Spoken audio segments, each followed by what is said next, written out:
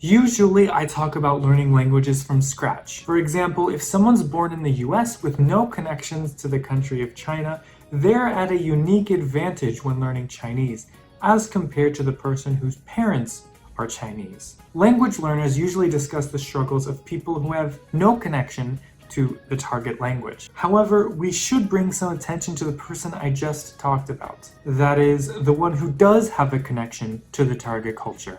Although it may seem that their journey is easier, and in some ways it is easier, they do go through unique struggles that I do want to talk about today and give some tips if you're in this group. I hear the word "no sabo kid" online a lot these days. This refers to a kid in a Spanish-speaking household in the US that speaks Spanish, albeit broken Spanish. No sabo is an incorrect conjugation of saber. It should be no sé. But some kids who grew up in Spanish-speaking households didn't learn properly how to speak, so they might say no sabo instead of no sé. Hola mamá, ok, yo tengo mucha hunger y si no me das food ahora, le voy a decir a Dad. Y Dad, cuando él sepa, él va a estar bien angry y me va a llevar a mí a la tienda y no te va a llevar a ti al store. Así que this term usually refers to Mexican Americans or immigrants to the US coming from Latin America, but this really applies to any immigrant community. Whether you are a Turkish person in Germany or if you're a Pakistani person living in the UK, the situation is the same. The children of immigrants speak some kind of broken or incomplete version of the language with a heavy accent. They're in this very unique position where they can communicate very easily, they can definitely understand very easily, but if you look at the details, there's a lot of mistakes. What can the children of immigrants do if they want to improve their heritage language skills? Number one, you can defamiliarize yourself with everything you know about the language. It's really common that the children of immigrants are going to misuse some vocabulary or some structures in the heritage language. And that's usually influenced by their native language. Because these people probably never had any formal instruction about this language, they assume that all language works similar to their native language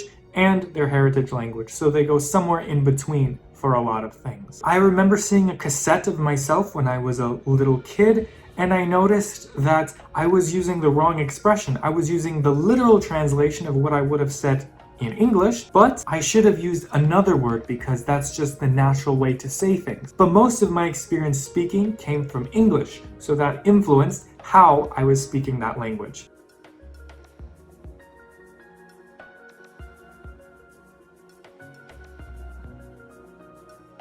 Дори, много ли си щастлива, че се разделяме? Мъчна ли ти? Ще плачеш ли? Самолета. Няма да е днеска, но утре. Дани, ти ще плачеш ли?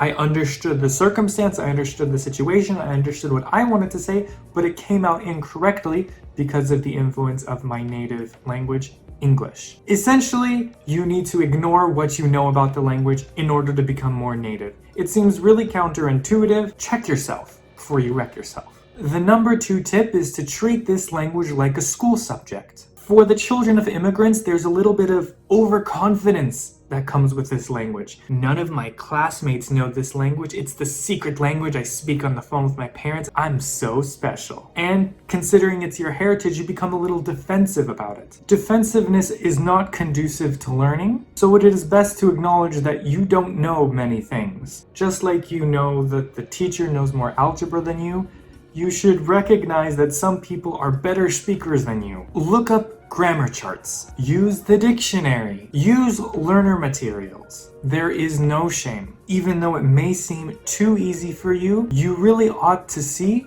how people learn this language from zero. This is also really helpful for those immigrant children who speak a regional variety of the language. Maybe this is because they only speak to people from this region in their immigrant community, so their accent is affected by this, which is totally legitimate, but you can come into problems when you speak with someone who doesn't speak that regional variety. Tip number 3 is to try to avoid code switching for some amount of time. Code switching is when you mix the languages very freely.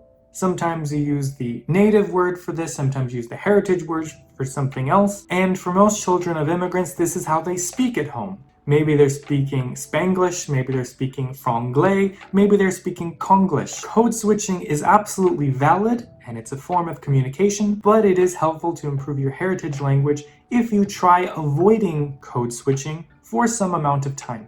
Maybe that could be an hour a day, maybe that could be for one conversation a day, maybe that could be the whole day. It's up to you. Try to use purely your heritage language for some time. This way, when you encounter someone that doesn't speak your native language and only speaks your heritage language, you won't have difficulty stopping yourself from using some words that you like to use. These children of immigrants probably can talk about laundry very easily, they can talk about dinner very easily, but maybe they have a difficult time talking about car insurance or the government. So this method can help you see which words you do know and do not know. And it can help you recall the words you do know, but that you just never say. Even if you do this exercise for one conversation a day, anything can be helpful for you. Tip number 4 is to use this language in circumstances that you're not used to. Use this in situations you usually use for your native language. Try writing a note to your parents in the heritage language. Try texting in that language. This can give your brain the opportunity to see it in new situations that you associated it way too heavily with the other language. Not just about topics, but situations. Even if you are a monolingual speaker, you kind of relate to this, because let's say you're in a Mexican restaurant. In that environment, some side of sauce, you're probably more likely to call it salsa, even though you can equally call it sauce. So the same is true for these children of immigrants. Maybe in the context of travel, only their heritage language comes out. Usually in the topic of education, only their native language comes out. So what would be best for those children of immigrants is incorporate that into your life in new and creative ways. And tip number 5 is to read. Whether it's your native language or a target language or a heritage language, reading is always helpful. You can see the language purely as it is. You can see structures that are new to you. You can see good vocabulary that can be very helpful for you. And for that person that never actually learned how to use that language, books are an amazing way to get to that point. Because in books, you're going to see the formal language that you probably don't usually use. Although some languages might not have a lot of resources online, they probably have some reading material that you can access. And you, as a child of an immigrant, are at an advantage because you can probably understand the gist of something, although some words can be difficult for you. Normally, if you don't know the language, you don't understand the entire sentence, but maybe you're lucky enough that you understand most of the sentence. Save a few words. Read, write down new words, encounter those structures you don't know so well. So hopefully that can be useful for some of you. If you are the child of an immigrant, you may want to improve your skills, but you don't know how. So hopefully these tips can help you with that. You can follow me on social media. I also have a website where I talk to all things related to language learning, and I have made a blog post about this topic a few weeks ago. So check that out if you want some more details about what I'm talking about today. So thank you for watching. I'll see you for a new video very soon, okay? Mama.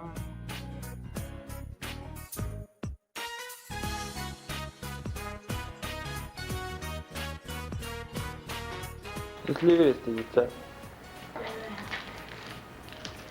Доволні сте от Санта Клауса? Yeah, we're too happy of him. I think he's the best person ever. Yeah, this is the best year that ever lived.